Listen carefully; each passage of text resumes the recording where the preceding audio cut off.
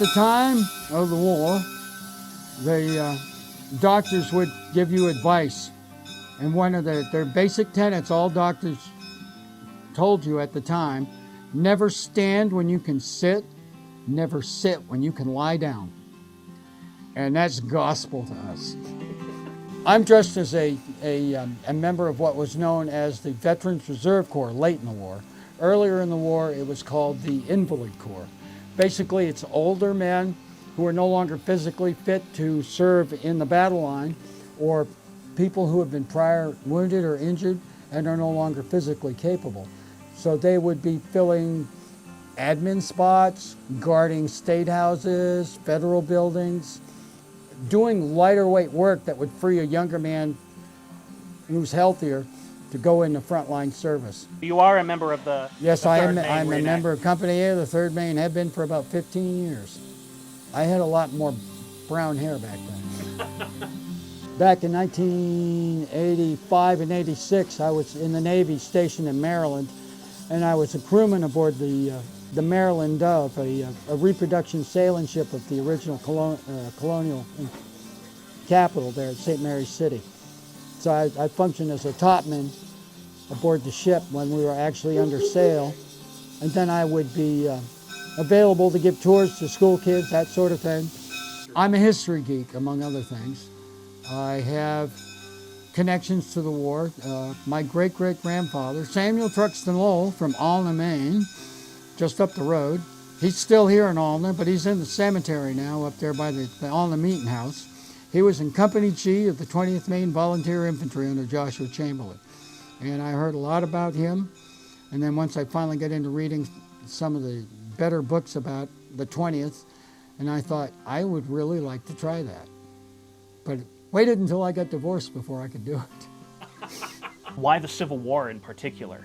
I went to college very late in life. This happened before I got divorced. I was in the class of 2008 at USM, and I was a history major. And I really, really focused in on 19th century American history.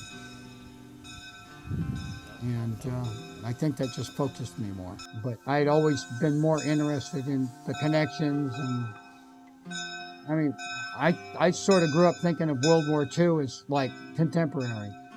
So I was born like, 11 years after the war ended.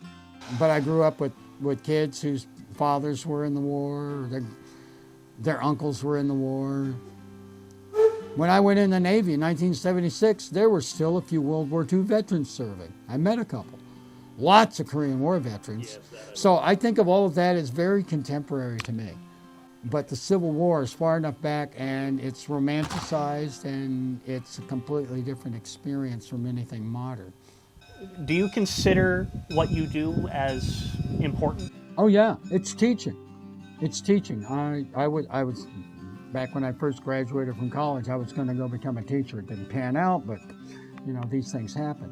I wanted to teach U.S. history, and while I was student teaching, I found that the kids connected with things they can touch, that they can see for real. You can throw names and dates at them all day long, and it just went in one ear and out the other, if it even makes it that far.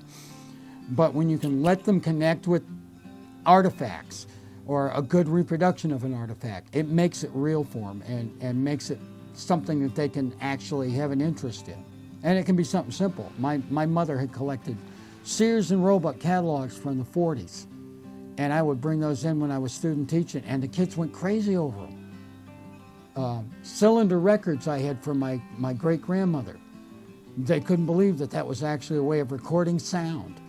Right, yeah. And it was anything that I could get through personally to the kids, get down on their level, talk to them directly, don't look down at them and just push facts at them, make it real. It's all a teaching experience. It's a way of connect. I mean, I love to connect with the kids especially. I was down in Texas for a couple of years, and I was a docent at the Texas Civil War Museum that used to be in White Settlement, Texas. I was their only federal. I would pick some kid, adult or young child. I would be paired with a Confederate sergeant major, cavalry sergeant major, and we would be back and forth like an infantryman and a cavalryman would be like in each other's faces, dissing each other the whole time. And I'd be talking in the thickest Maine accent I could give them. And they'd look at me like, what's he saying?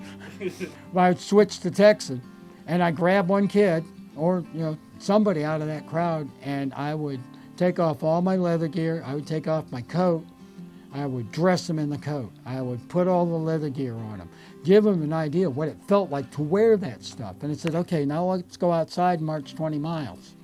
And this is all the water you're going to have is just this canteen. And tell me how real that is. It got through to people. I mean, yeah, they were going to the museum, so they had to have some interest. But that really brought it home to a lot of people. And it really connected with the kids. Why the 3rd Maine? It's here. It's the closest one. Yeah. There's a few people up north who do a company of the 20th Maine, and it's a long haul to get up there. And the 3rd Maine, basically, it's the Bath, Brunswick, Durham, Lisbon area.